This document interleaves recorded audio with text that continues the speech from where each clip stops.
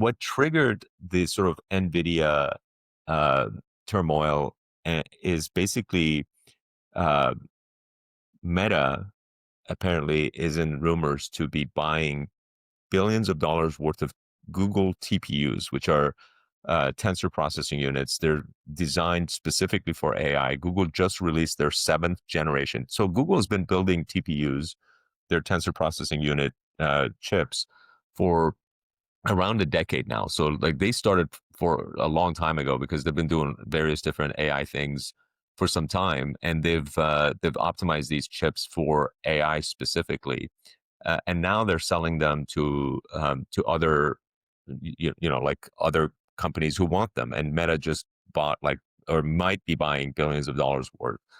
So that all of a sudden has caused the market to be like, oh, wait a second, like if the world starts to transition off of NVIDIA GPUs, which are more expensive, the cost per watt or cost per token, however way you want to measure it, the 75% margins that NVIDIA has make them the most expensive chips on the market. This might chip away, your pun intended, There we go. That's like what I like to hear. You know it. at NVIDIA's market share, and if not their market share, then certainly um, their profit margin, their gross margin, which is really really high. And I think that's a valid concern. But then, like to add fuel to that fire, NVIDIA put out a tweet basically congratulating Google on their TPU progress, but also touting their own chips as like the best ones because they run all the models. And then sort of the take by the investor community was that why would anybody who's not afraid and is in a leader position even respond to something like this unless they were afraid? So this is one of those things where you're damned if you do, if you and you're damned if you don't. If the NVIDIA doesn't say anything and stays silent, people are going to write the book about it anyway, and they're going to like call it doomsday. And like I've heard this story before, like 100 times. And if they do respond to it, then it's like, oh, they must be worried, and that's why they're responding to it. Well, this literally has happened over and over again with different companies. Pick TikTok against Meta, or Amazon Prime versus Netflix, right? Prime Video, or when Apple launched their sort of TV service versus Netflix again, right? So like these types of things, when competitors come in and sort of challenge the number one company, they tend to have these type of narratives. And whether the company responds or doesn't respond, it's negative. It's viewed as a negative thing, right? If they respond, it's like, oh, they must be worried. If they don't respond, it's like they're The clueless. And number one player cannot respond. The number two player, they could do whatever they want. Like look at the Mac versus PC ads that they used to do, where Apple, right, when Apple was number two, like those were right, great because they were punching up, but you never yeah, want to punch down. yeah. No, I agree. So that's sort of like a pretty deep marketing campaign, but this tweet, if you will, I think was overblown and like caused a 3% drop in Nvidia's stock price, which, by the way, 3% is like roughly 100 and what $20 billion of market cap drop for Nvidia. That may have been the most costly tweet of all time, but yeah. So like I'm not sure that the Google TPU thing is a huge concern for NVIDIA, considering how much there is room to grow. Meaning, like if we could, and right now, and we're going to talk about the AI bubble, but right now, if you could apply AI to 100 times more things, um, because the cost was a lot cheaper than it is today, then you would, because like right now, most of your mail is not being read by AI and like summarized for you, and like really actually even being responded for you. Or most people don't have an AI assistant yet, right? Like there's like there could be all kinds of AI doing all kinds of things for us that we don't have the computing power to do, but all of it is sort of technically possible using today's technology in AI. It's just that the processing power is not available to us. So I think there's plenty of growth opportunity there. Um, which brings us to sort of like the Michael Burry, who sort of famously predicted the Big Short, or the financial crisis, Crisis. Yeah. and they made a movie about it called The Big Short. He is sort of saying that there's another AI bubble, and there's a few reasons behind his position as to why there is an AI bubble, and it's worth talking about. Are you ready for us to move on to that topic, or do you want to Yeah, stay we on can the move on to it. TPU versus? The one thing I want to hit on with NVIDIA and Google is that like NVIDIA will eventually not be number one.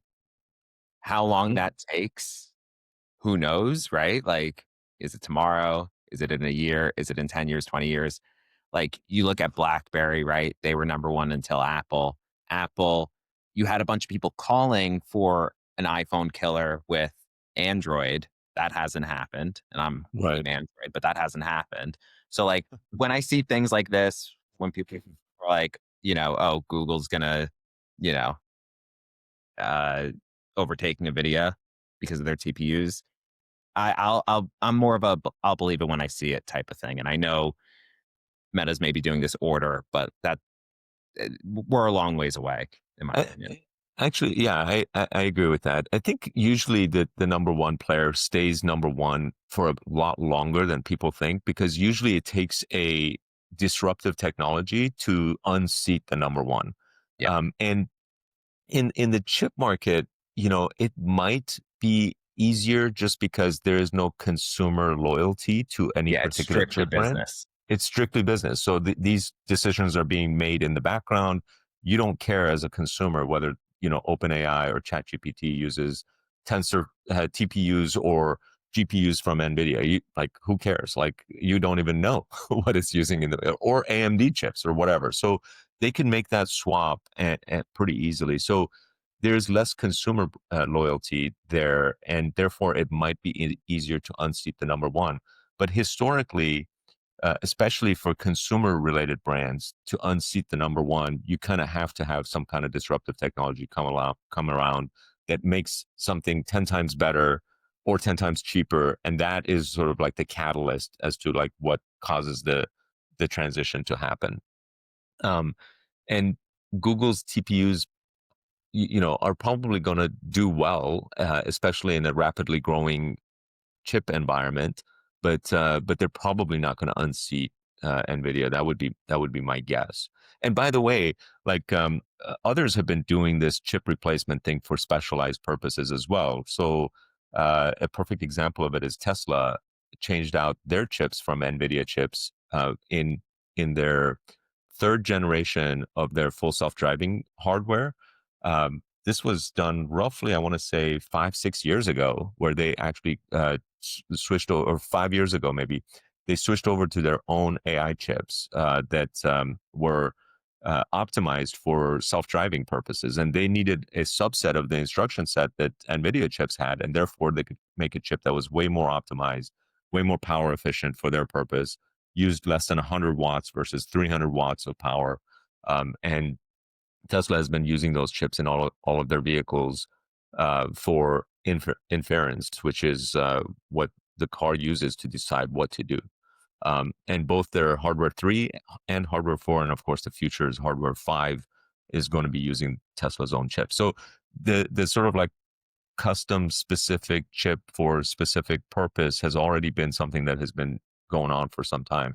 The same thing also happened in the mining community. Initially, everybody was using NVIDIA GPUs until specialized chips were like way more efficient.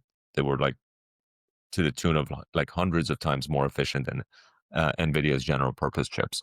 Um, so, in this particular case, AI is big enough to where I could see NVIDIA coming out with a series of chips that have like reduced instruction set. This is something that has been going on in the industry for some time, but more optimized and maybe cheaper as a TPU alternative, that they'll respond to Google's chips in that way. And all of a sudden they'll continue to secure their number one position. And these are the reasons why the number one player oftentimes doesn't lose that position, is because they can usually they usually have the talent to continue doing and innovating in these areas unless there's a disruptive technology where the talent is somewhere else. And I don't see that happening in the short term.